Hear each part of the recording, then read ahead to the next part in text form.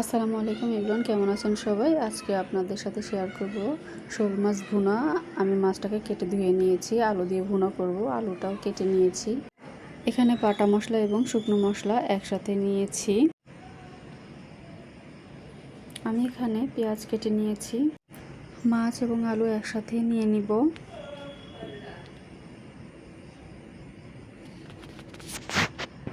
পেঁয়াজ দিয়ে দিব। এবারে সব মশলা নিয়ে নিব। তেল দিব পরিমাণ মতো। আমি এখানে সরিষার তেল ব্যবহার করেছি। এবারে মাখাবো ভালো করে। আমি মাখিয়ে তারপরে এটাকে তেলে দিব।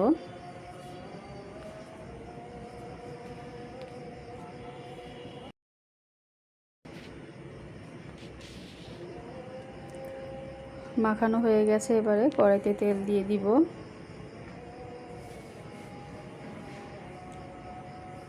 তেলটা গরম হয়ে আসলে আমি মাছটাকে দিয়ে দিব তেলে।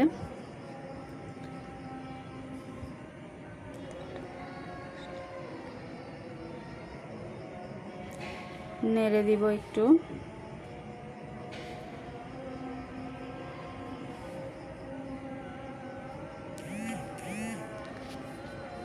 এবারে ঢাকনা দিয়ে ঢেকে আমি কষাবো।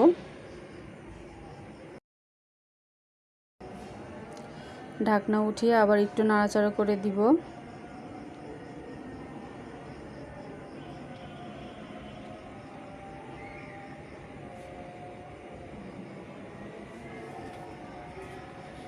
শোল মাছটা অনেক শক্ত থাকে, রান্না করতে একটু সময় লাগে, তা আমি ধীরে ধীরে কষাবো এটাকে। এ পর্যায়ে আমি ঢাকনাটা উঠিয়ে আবারও নাড়াচাড়া করে দিব।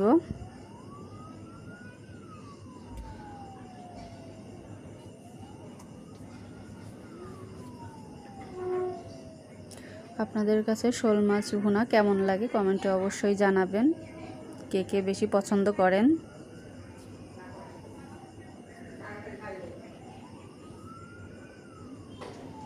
আমি এই পর্যায়ে পানি দিব একটু।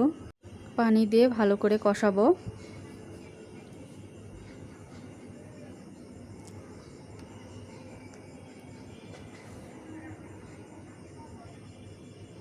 আমি ঢেকে দিব।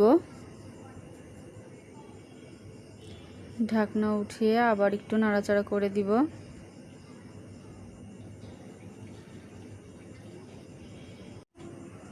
কষানো হয়ে গেছে। এবারে আমি পানি দিয়ে দিব।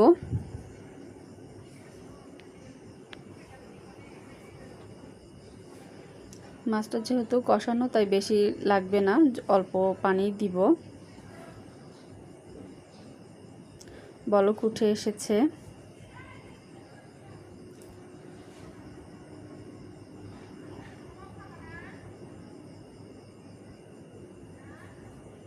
রান্নাটাও হয়ে গেছে। আমি এর থেকে আর বেশি ঝোল কমাবো না। ঠান্ডা হয়ে গেলে এটা আর একটু ঝোল টেনে নিবে আলুতে, তাই আমি এতটুকুই রাখবো ঝোল।